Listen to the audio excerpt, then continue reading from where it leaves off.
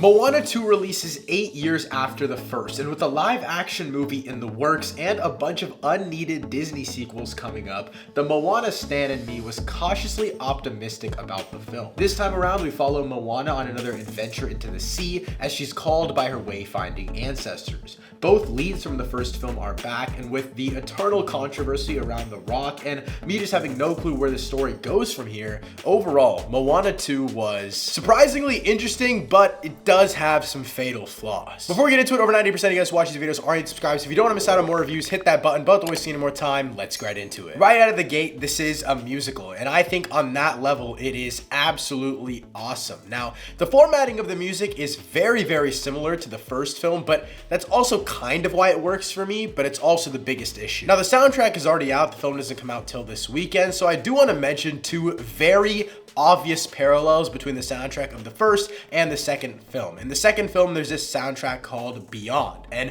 it's basically when Moana is getting ready to set out on her adventure once again, and the entire flow and vibe of the song is the exact same as How Far I'll Go from Moana 1. And I don't think a single song surpasses anything in the first film, but Beyond absolutely made me tear up. It was epic, but also personal in a way, and I think that's kind of where the music peaks, but overall, it's not a lackluster soundtrack by any means, unless you're directly comparing it to the first film. I'll touch more on specific parallels later, but another big one is how the music is just used. For example, in the first film, there's that pop music kind of crab song that happens, and in this film, it is literally the exact same vibe, same kind of plot device that happens with this bat lady. And again, it's not that the music's bad, it just tries to do exactly what the first film does in every way. Aside from the music, one of my favorite things about this film was the pacing of it, because it is insanely quick. Coming in at about an hour and 40 minutes,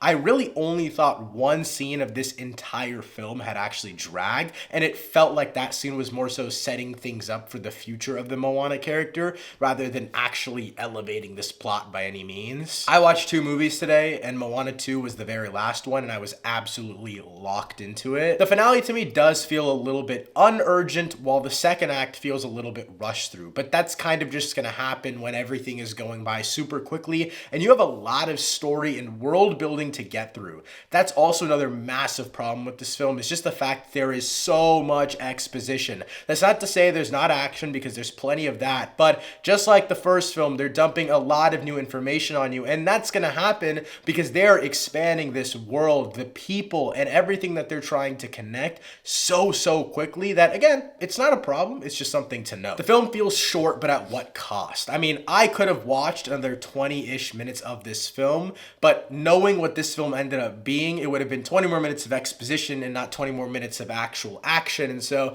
I'm kind of glad they cut it down. And I hate to keep going back on the first film, but I do think that they still execute the exposition in a really interesting way, whether it's through the art, the tapestry, doing really interesting flashbacks or really interesting visual cues in real time. I think all of it still does work just as it used to. But the best thing about this film is the fact that it fully thrives on the parallels to the first film.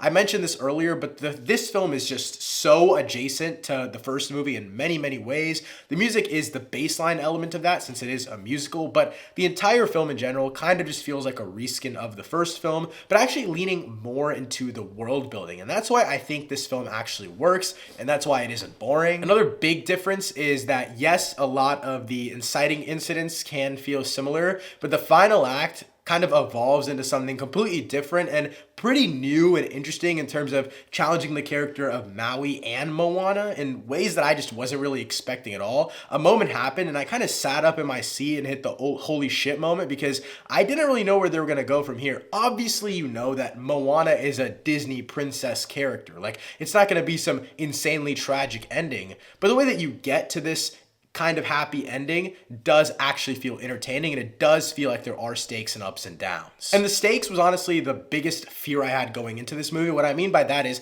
I went in expecting the worst possible scenario because of how many sequels Disney pumps out. But this time around, it kind of works. It takes the Inside Out-esque route where it just gives you a lot more than you expect. This includes the world building in this film, but also Maui's character in general to me felt a little bit at least more interesting. You see the arc that he goes through in the first film, and in this film he doesn't have as drastic of an arc, but his arc is a lot more focused on helping Moana because Moana's task is 10 times grander than it is in the first film, but it's not like she's become this insanely expert, super solidified wayfinder. Like, she's good at her job, but what she's put to task in this film is way bigger than anything we've ever seen before. And on top of Moana being challenged even more than she was in the first film, the entire film's dynamic is just changed because there's an entire crew ensemble. And this ensemble, though at first I kind of thought was corny and a cheap way to kind of